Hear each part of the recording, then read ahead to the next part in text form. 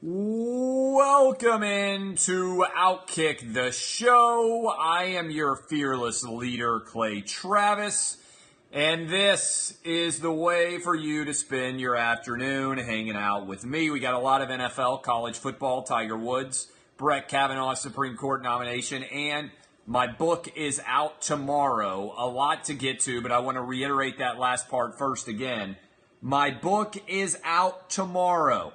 Couple of updates on the book. I am told that we have sold more copies of the new book in pre-sale on Amazon than Michael Bennett has sold total since his book was released. Now, I want to blow the numbers out of the water this week on total book sales. I don't know what kind of number we can get to, but if you are at all interested in my book, it is $17 right now on Amazon. You can also jump on right now and subscribe to Outkick VIP. And I want to tell you guys this right now. The gambling picks are on a hot streak, the likes of which we have never seen before, or at least not for a couple of years. I am at 60% winners on the Outkick gambling picks through 4 weeks. A lot of haters out there, a lot of haters who have not been hashtag respecting the picks. And as a result, they have been getting dunked on, and I've been hanging on the rim while grabbing my balls and pointing at them. All of these things have been happening. 60%. 60% winners. All right, where do you get the best numbers? The best numbers to be found anywhere on the internet, sportsbookreview.com. There's a big difference oftentimes between a half point or a full point, the over, the under, and don't I well know.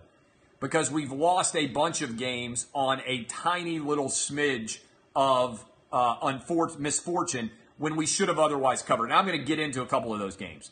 Penn State, what an unbelievable bad beat that was. To be up 24-21 on Friday night with 10 minutes left in the fourth quarter, and then have Illinois basically everybody simultaneously get smallpox and dysentery and all die right there on the football field before our very eyes to give up 42 straight points.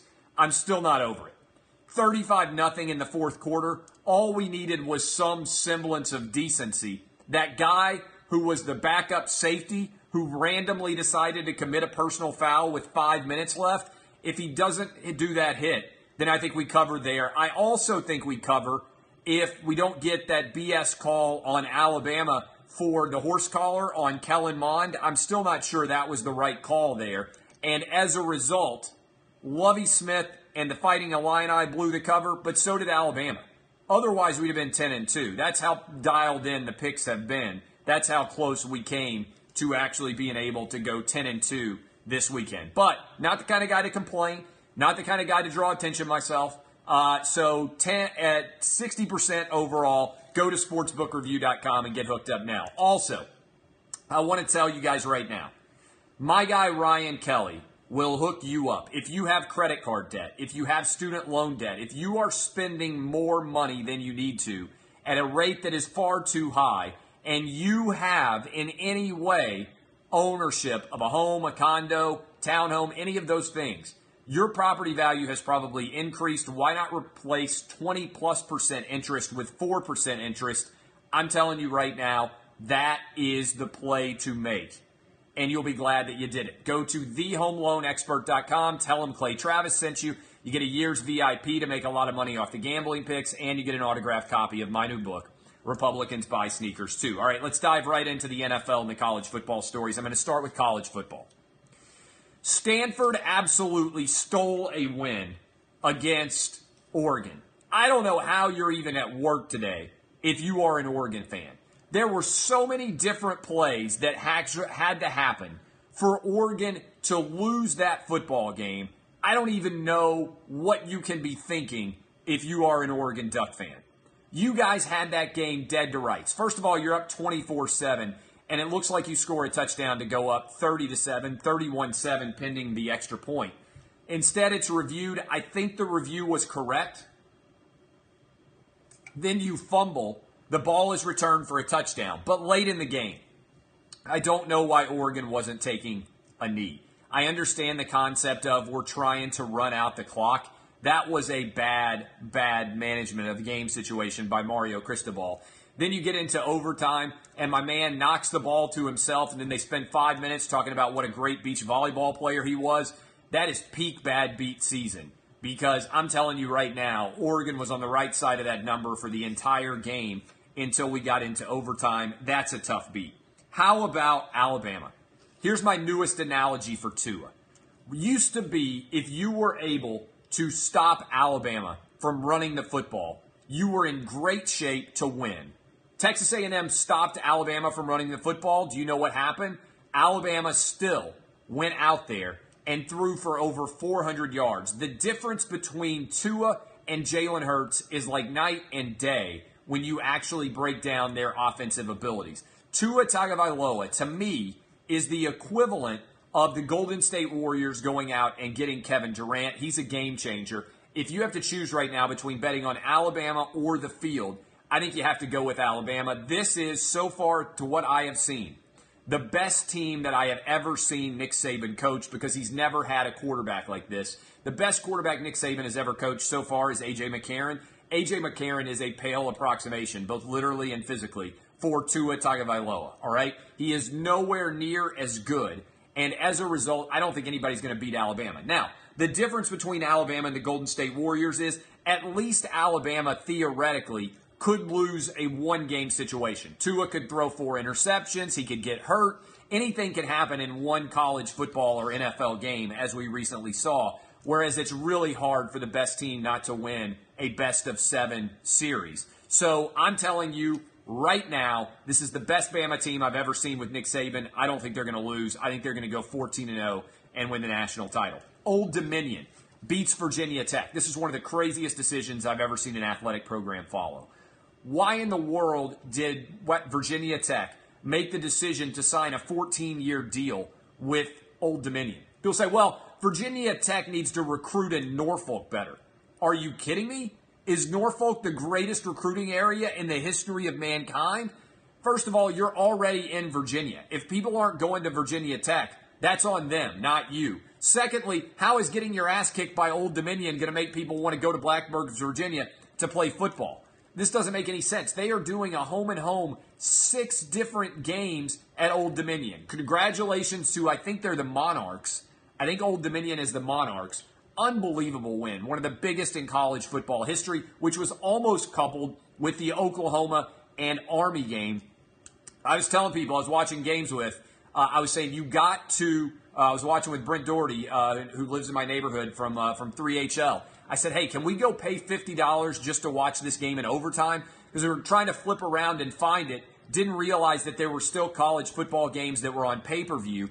And the fact that that game wasn't on everywhere was a travesty. Great performance by Army. They deserved to win against Oklahoma. I can't believe that that game was on pay-per-view. Oklahoma outlasted Army. Florida, I got to tell you. Tennessee is so bad right now that it's hard to watch Tennessee football. I believe Tennessee is going to go 0-8 in the SEC this year for a second straight season. I think they are going to lose 17 straight SEC games. That's how bad I think they are. Florida is not good, okay? What was particularly frustrating about that game, Tennessee turned the ball over 6 times. As bad as the first half was, they fumbled the opening kickoff as bad as the first half was. That was almost unwatchable. They run a 4th and 1 play when it's 23-3, even as bad as they've been playing. They hit a guy wide open running down the sideline, and he fumbles out of the back of the end zone because, I don't know, because it's Tennessee and that's what they do. This was an epic disaster. Butch Jones left a steaming pile of crap behind for Jeremy Pruitt to inherit. I don't think it would matter if Bill Belichick were the coach of the Tennessee Volunteers right now. They have an awful team. They're going to get destroyed by Georgia. They're going to get destroyed by Auburn. They're going to get destroyed by Alabama. And then they'll be back with a Final Four where they have at least remote chances to be competitive in them. It was an ugly, ugly performance by an ugly, ugly team. Butch Jones is an awful human being who left behind the worst talent, I believe, in the history of Tennessee football. He had the worst season in the history of Tennessee football. He was an epic disaster. Kentucky, on the positive side, props to the Wildcats for getting a huge win over Mississippi State. They were physically dominating at the line of scrimmage. They dominated against Mississippi State. They dominated against Florida. Kentucky and Benny Snell Jr. have been absolutely a revelation this year. I think there's a strong argument that Kentucky is the second best team in the SEC East, and that the SEC East could come down to a game Georgia plays at Kentucky on November 3rd. Spoiler alert, Georgia's going to win, but props to Kentucky. This is a good Kentucky football team. Benny Snell Jr. is going to run all over a lot of people. They are not getting enough respect. Those are all of my college football takeaways succinctly broken down here. Okay, NFL big takeaways. All right, questions out there before I get going about anything that happened in college football. Again, 8-4 gambling picks. We're 30-20 overall. Any other questions out there? Any other questions? All right, I don't even want to get into the drama on the sideline at Tennessee. I don't know enough about that. I don't think anything else. All right. Yes, we got crushed on a couple of picks. Look, I don't blame Penn State for throwing deep late in that game because for some reason Illinois decided to blitz. On the final catch at the goal line that basically gave Penn State the cover on 3rd and 13 or whatever it was, for some reason Illinois decided to blitz. When you blitz in a game, even if it is a blowout, I think the other team has the right to throw the ball against you and go deep, right? When you decide that you were going to blitz, and for some reason Illinois decided they were going to blitz. The guy I'm most angry about in that entire game is, and there's zero doubt about this, whoever that backup safety was who drilled the Penn State tight end after the ball had already gone over his head and Penn State was going to have to punt, and Illinois would have gotten the ball back with 5 minutes left. That was incredibly frustrating that kid made that play at that point in time. Because I think if that doesn't happen, even with everything else going on, we still get the cover. It was disgraceful. It was a disgraceful performance, a utterly indefensible situation there in every respect. Okay? NFL, let's dive in. We got a lot to get to. Jimmy G is out for the year. I have been saying on my show for some time, okay, my biggest concern oftentimes in the NFL is the degree to which first-year quarterbacks get hyped. Jimmy Garoppolo played 5 games, and you would think the San Francisco 49ers had gotten a replacement for Joe Montana. Deshaun Watson played for 8 games, and you would think that the Houston Texans had found the greatest quarterback of all time. All offseason, my comments all the time is that a quarterback going from year 1 to year 2 is going to probably have a great deal of difficulty because there's going to be a lot more tape on him. And so for the entire offseason, all these NFL coordinators, defensive geniuses, sit around and they watch film and they figure out, okay, what are these quarterbacks bad at? And then they make them do it over and over and over again.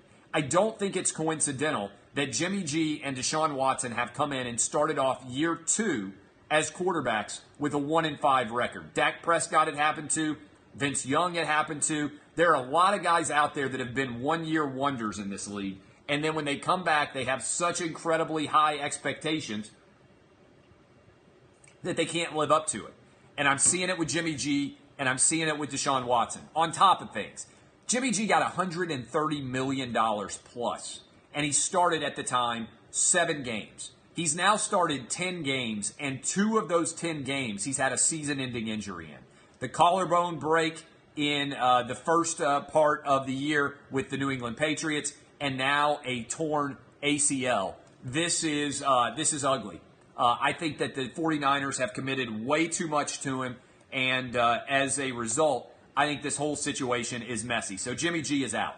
Speaking of on fire, Patrick Mahomes has got 13 touchdowns through 3 games. That's more than Peyton Manning ever did. That's more than Tom Brady ever did. It's one of the most unbelievable things I have seen in history is how successful they have been. I think that right now the Kansas City Chiefs look unstoppable. Now, to be fair, last year the Chiefs came out and started 5-0, and everybody thought nobody is ever going to be able to catch up with the Chiefs, and then they fell off the reservation, no pun intended there, and ended up getting beat in the division in the wild card round at home by the Tennessee Titans. So I want to tap the brakes a little bit there. I believe, I said this before on my show, on my radio show, Fearless Predictions. I gave two, one for college football, one for the NFL. I said my college football prediction, which I think has now been proven true, that Coach O is going to go 6-6 and get fired. Instead, LSU has been great through the first 3 weeks of the season. 4 weeks of the season, they're 4-0. Okay?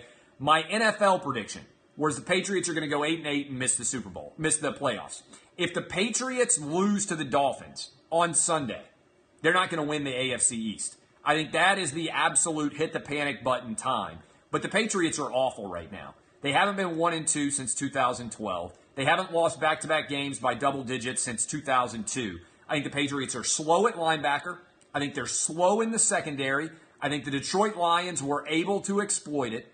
And I believe there are a lot of teams with a lot of more explosive and athletic players at a variety of different positions that can expose the Patriots all season long, even when Julian Edelman gets back, and even if Josh Gordon ends up making a difference. There was one play in particular that stood out in the game that I watched last night. Did you see Brady drop back to pass and suddenly just fling the ball as far as he could down the center of the field and take the pass interference for grounding, which you almost never see? I think that was Tom Brady basically throwing a fit, where he was just sending a message to everybody on the Patriots sideline that he has no weapons, that nobody can get open. Did you see also the breakdown from Collinsworth where they pointed out that they were covering Rob Gronkowski with two guys like it was a punt? They had zero respect for anybody else on the Patriots offense. They weren't even hiding the fact that they were double-teaming Rob Gronkowski directly off the line of scrimmage like it was a punt play. It is messy. There is nobody out there who I think can make a difference for this Patriots offense. I think the defense is old and slow. I think this is the year where the wheels come off for the Patriots. And I think there's also drama in the locker room. Rob Gronkowski coming out and saying that he had been traded to the Detroit Lions and refused to go. What is Bill Belichick doing? I think Bill Belichick's hubris, when he decided to bench Malcolm Butler, he didn't explain any of that decision. He then goes out and lets the Brandon Cooks get traded. He tries to trade Rob Gronkowski. He was trying to clean out that locker room of any division that he had at all from anybody that disagreed with him. And I believe that this is overall a messy, messy situation. And I think the Patriots are not good. 3-0 teams. We've got the Dolphins, the Chiefs, and the Rams. The Bucs play for a chance to be 3-0 tonight. That is a story worth following. 0-3 teams. Texans, Raiders, Cardinals. I think the Texans have to be the most upset about being 0-3 of any of the 0-3 teams because everybody out there believes that the Texans, the Raiders, and the Cardinals were not expected to be good. Josh Rosen looks like he's going to get a start. All four of the top four draft picks likely to be starting by week 4. The Raiders, first year with John Gruden, it's a messy situation there. The Texans are a disaster. I wonder if Bill O'Brien is going to get fired. They're now 0-3. 0-3 teams, why does it matter? 2% chance to make the playoffs. The Texans didn't just think they were going to make the playoffs. They thought they were a Super Bowl contender. They have fallen on their face. Bill O'Brien and Jason Garrett have to both be on the hottest of hot seats. Cowboy fans, your team is awful.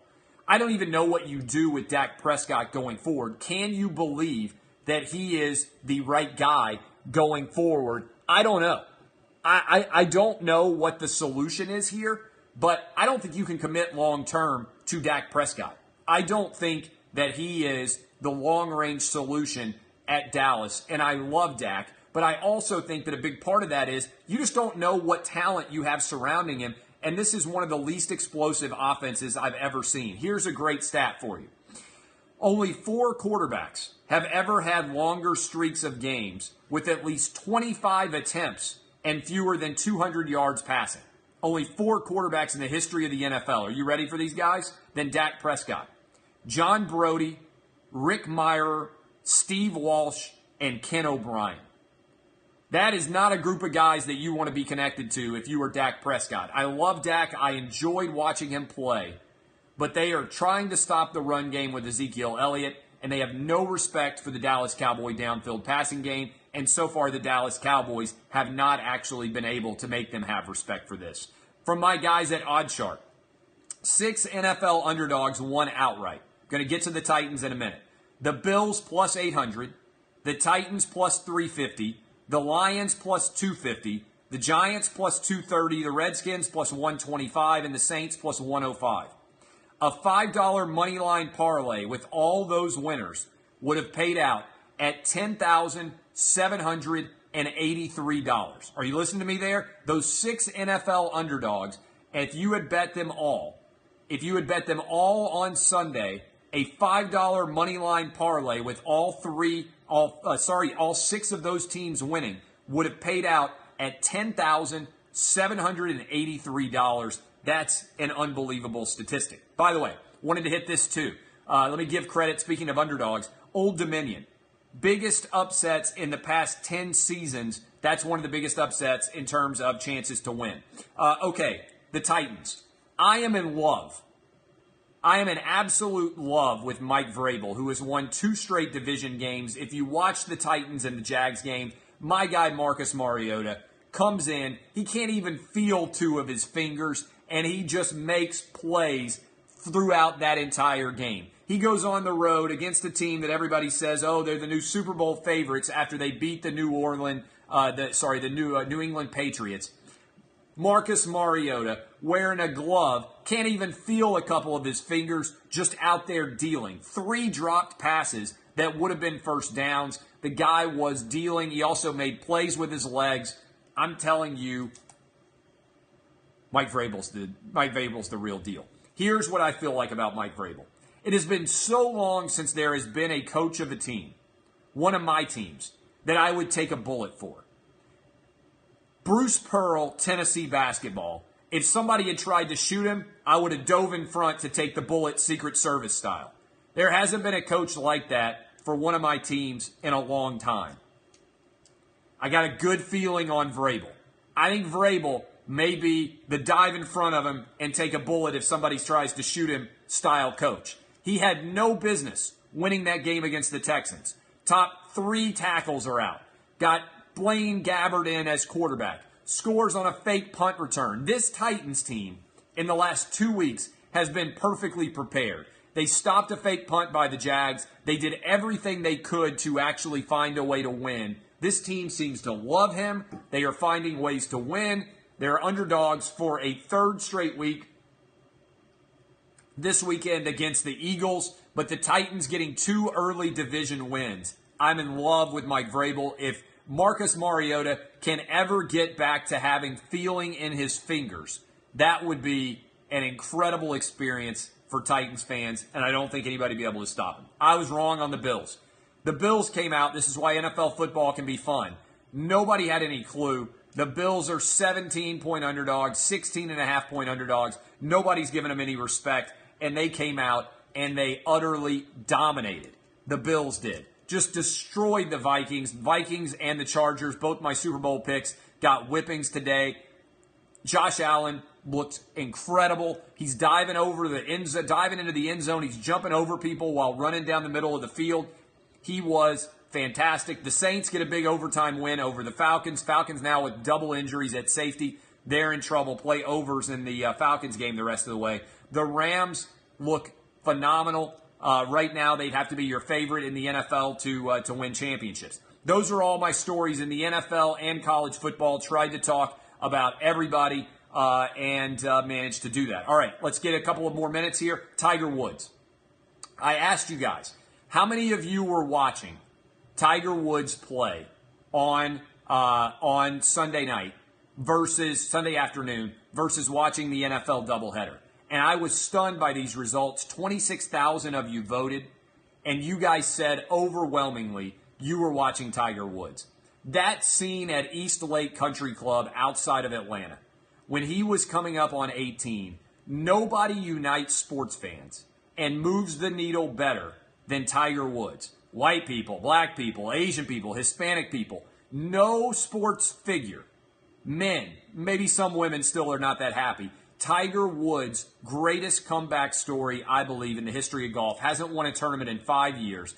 Everybody is saying he is done. that was an incredible experience to watch. It was amazing to see 18. I'm excited to watch the Ryder Cup. I don't know exactly what it is about Tiger Woods, but he plays golf in a way that makes me and a lot of other people who otherwise don't watch golf all the time. I watch the majors. I don't watch anything else. I flipped it over. I was watching Cowboys Seahawks in the NFL Red Zone, and I went straight to Tiger for the final several holes on NBC. I love watching Tiger Woods. I love watching Tiger Woods golf. I think Tiger Woods is the greatest uniter in sports. And, as I argue in my book, not a coincidence. Michael Jordan, Tiger Woods. What do? They don't try to tell you what to think in the world of politics. They just dominate in their respective arenas. Tiger Woods, greatest golfer of his generation. Michael Jordan, maybe the greatest basketball player of all time. They don't tell you how you need to vote. They're not up on stage with politicians telling you that they're going to use their platform to advocate for causes they believe in. They just are great at what they do. And that is what athletes, I believe, can do when they unite the country. Nobody can produce the crowd like Tiger Woods can. White, black, Asian, Hispanic, doesn't matter what your religion is, doesn't matter what your sex is, all of them were going crazy for Tiger Woods in Atlanta on Sunday. I think that's because Tiger Woods is a uniter, not a divider. What does a uniter look like in the world of sports? It's somebody who just dominates in their sport and doesn't spend their free time trying to tell you how you should vote or what you should think about anything other than the world in which they dominate in athletics. All right. I also want to say, there's a couple of other things I was going to hit. This Kavanaugh story. I just tweeted this out. This Kavanaugh story has fallen apart all around, and I hope it's the end of the Me Too movement. Here's what I don't like about the Me Too movement.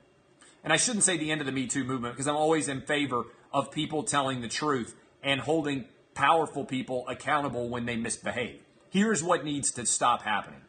We need to end the era we're in right now where you deserve to be believed more based on your race or your sex or your sexual orientation or any other identifying characteristic. I have said this and I will continue to say it till the cows come home. I look at all the facts of a situation, not at whether a man or a woman is talking, not at whether the race of the person, not at the sexual orientation of the person. I don't do identity politics. I don't believe in it. I believe in three things: the facts, and the facts. And in this case, there are no facts to support any misbehaviors at all. This is crazy. The Kavanaugh accuser named 4 other people to serve as witnesses for her allegation of inappropriate behavior by Kavanaugh. All 4 of them have now contradicted her account, including her own female friend who she claims was at the party. Nobody has supported her allegations at all. We cannot live in a society where people decide to believe people based on whether they agree with their politics or based on their gender or based on their race. That is wrong. We have lived in that society before. It was a racist society. It was the society written about in To Kill a Mockingbird. It was the society when a white woman said she was raped by a black man, everybody believed it entirely based on her race and her gender. We cannot return to that era, which is what we are in right now. You don't end up with equality by treating some people better than others. Justice should be blind. And you should look at all of the facts of the case. People get on me. But when you look at all these cases that I have talked about substantially over the past several years, Peyton Manning, the Ohio State allegations from Courtney Smith, Jameis Winston, and we obviously have the Duke lacrosse and Ezekiel Elliott, right? The 4 most recent, I believed Ezekiel Elliott, not his accuser. I believed Peyton Manning, not his accuser. I believed the Jameis Winston accuser, and I believed Courtney Smith, not Urban Meyer or Zach Smith or anybody at Ohio State. That's because I looked at all of the facts. I didn't always come down on the side of the woman. I didn't always come down on the side of the man. In fact, in those 4 cases, half the time I was on the man's side, half the time I was on the woman's side. That's because I'm not looking at them from an identity politics lens where I automatically assume somebody is telling the truth or not. We can't live in an era where a baseless accusation from 36 years ago is able to make a difference. Great point on the Rolling Stone article as well. There is zero evidence, corroborating evidence at all to support that this accusation against Brett Kavanaugh is true in any respect. Regardless of what your politics are, regardless of whether you're a Democrat or a Republican, I have said this before.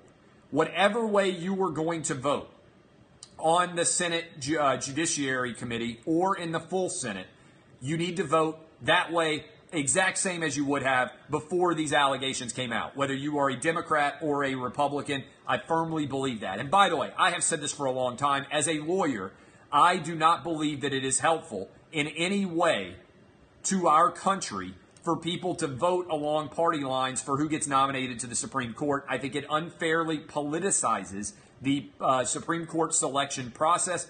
I think you owe a duty of decency to the nominee, whether you're a Democrat or Republican. I think the Democrat has the right to nominate somebody and get voted through, just like Elena Kagan, just like Sotomayor, just like back in the day, Judge Breyer, everybody else.